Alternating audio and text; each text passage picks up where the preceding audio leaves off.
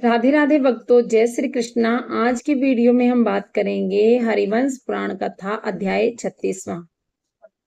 ओम नमो भगवते वासुदेवाय नमः। तमेव माता च पिता तमेव बंधु च सखा तमेव विद्या च द्रविणं तमेव सर्वं मम देव देव। 36वां अध्याय। क्रोष्ठा के वंश का वर्णन। पुरोहित के गोत्र से क्षत्रियों के गोत्र का बदल जाना। विषम पायन जी कहते हैं, जन्मेजय यजु के पुत्र क्रोष्ठा के ही एक वृज्जिनीवान नामक महायशस्वी पुत्र हुए। वृज्जिनीवान के पुत्र स्वाही हुए। वे स्वाहा अर्थात होम करने वालों में श्रेष्ठ थे। जिस प्रकार क्रोष्ठा के वंश में श्री कृष्ण उत्पन्न हुए, उसी प्रकार क्रोष्ठा के वंश में सत्यभामा आदि भी हुई। क्षत्रियों में एक कुल में होने पर भी 7 पीढ़ियां बीत जाने के बाद पुरोहित के गोत्र से यजमान क्षत्रिय का भी गोत्र बदल जाता है और इस प्रकार गोत्र भेद से उनमें विवाह हो जाता है। इस अध्याय में क्रोष्ठा के वंश की उस शाखा का वर्णन किया जाएगा जिसमें महालक्ष्मी की अवतार रूपा ईश्वरीय शक्ति श्री रुक्मणी जी की उत्पन्न हुई थी। स्वाही के पुत्र रुषदगु हुए। वे अच्छे बोलने वाले थे और बड़ी बड़ी दक्षिणा वाले अनेक प्रकार के महायज्ञ करते रहते थे।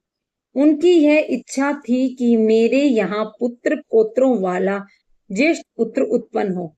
इस प्रकार पुत्र पुत्रेष्ठी आदि यज्ञ कर्म करते करते उनके यहाँ चित्ररथ नामक पुत्र उत्पन्न हुआ। चित्ररथ के पुत्र वीर शशबिंदु हुए। वे बड़ी बड़ी दक्षिणा वाले यज्ञ करके राजर्षियों के श्रेष्ठ आचरण का पालन करते रहते थे। शशबंधु के पुत्र महायशस्वी राजा पृथुशर्वा हुए।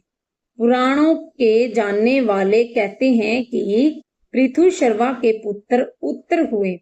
उत्तर के पुत्र युयज्ञ हुए। युयज्ञ के पुत्र आशत हुए। कामना करने वालों में श्रेष्ठ आशत अपने संपूर्ण धर्मों और यज्ञों का अनुष्ठान सदा करना चाहते थे। राजन उषत के पुत्र शत्रुओं को संतप्त करने वाले शिनेयु हुए। उनके पुत्र राजश्री मारुत हुए। मारुत के ज्येष्ठ पुत्र कंबल व वर्षित हुए, जो धर्म मरण के अनंतर फल देते हैं। अपने जीवन में ही वह उस महान धर्म का आचरण करने लगे। कंबल वर्षिष बेटों पोतों से समृद्ध पुत्र पाना चाहते थे। उस धर्मानुष्ठान के फलस्वरूप उनके सकम कवच नामक पुत्र हुआ, जो 100 बालकों में अकेला बचा था। समक कवच के ने युद्ध में धनुष और कवच को धारण करने वाले 100 योद्धाओं को मार कर बड़ी भारी कृति प्राप्त की थी। समक कवच के पुत्र शूरवीर नाशक प्राजित हुए। प्राजित के महावीर्यवान 5 पुत्र हुए। उनके नाम इस प्रकार है: रुक्मेशु, पृथुरुकम, जयामद, पालित और हरि। उनके पिता प्राजित ने पालित और हरि को विदेह देश का पालन करने के लिए वहां के राजा को दे दिया। रुक्मेशु पृथुरुकम का आश्रय लेकर राजा बन गया। उन दोनों ने जयामद को राज्य से निकाल दिया। तब जयामद आश्रम में रहने लगा।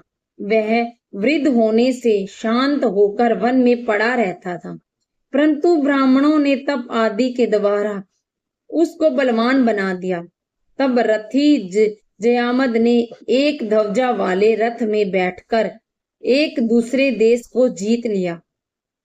उसने अकेले ही नर्मदा के किनारे मृत्तिकावती नगरी तथा ऋक्षवान पर्वतों को जीतकर पुष्टिमतीपुरी में अपना निवास स्थान बनाया। जयामद की भार्या सती सेव्या बड़ी बलवती थी, इसीलिए जयामद ने पुत्रहीन होने पर भी दूसरा विवाह नहीं किया। उसने एक युद्ध में विजय होने पर एक कन्या प्राप्त की। उस नरेश्वर ने डर कर अपनी भार्या से उस कन्या को पुत्र वधू कह दिया। यह सुनकर पत्नी ने पूछा, यह किसकी पुत्र वधू है? तब राजसत्तम जयामद ने प्रतिज्ञा करके कहा, तेरे जो पुत्र उत्पन्न होगा यह उपदानवी कन्या उसकी भार्या होगी। उस उपदानवी कन्या की उग्र तपस्या के प्रभाव से सौभाग्यवती शेब्या के बूढ़ी होने पर भी उसे विदर्भ नामक एक पुत्र उत्पन्न हुआ। तदंतर विदर्भ ने उस राजकुमारी से सूरवीर और रण विषाद कृत और कौशिक नाम 2 विद्वान पुत्रों को उत्पन्न किया तथा लोमपाद नामक एक तीसरे परम धार्मिक पुत्र को भी उत्पन्न किया। लोमपाद के पुत्र विभ्रू हुए और उनके पुत्र हुए अहमंती के पुत्र कौशिक हुए। वे विद्वान और परम धार्मिक थे।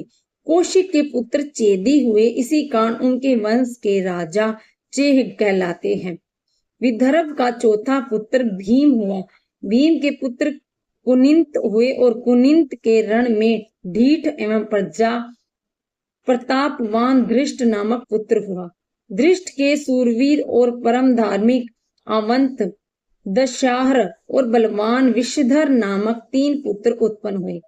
दशारह के पुत्र व्योम हुए और व्योम के पुत्र जीमूत हुए। जीमूत के पुत्र बृहति और उसके पुत्र भीमरथ हुए। भीमरथ के पुत्र नवरथ हुए। नवरथ के पुत्र दशरथ हुए और दशरथ के पुत्र शुकनी हुए। शुकनी के पुत्र करम्ब हुए और करम्ब के पुत्र राजा देवरात हुए। देवरात के पुत्र देव अक्षत्र हुए और देव अक्षत्र को आनंद देने वाला महायशस्वी देव क्षत्रिक हुआ और वे देवताओं के बालकों के समान तेजस्वी थी। उनका नाम मधु था। उनकी वाणी भी मधुर थी। वे मधु वंश के प्रवर्तक राजा थे।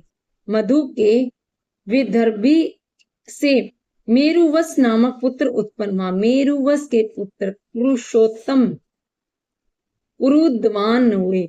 उन्हीं के विदर्भ राजकुमारी भद्रावती से कुरु वंश की वृद्धि करने वाला मधु नामक पुत्र हुआ।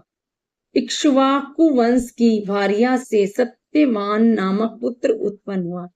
सत्यवान सर्वगुण संपन्न थे और अपने वंश में सात्वतों की कृति को बढ़ाने वाले थे।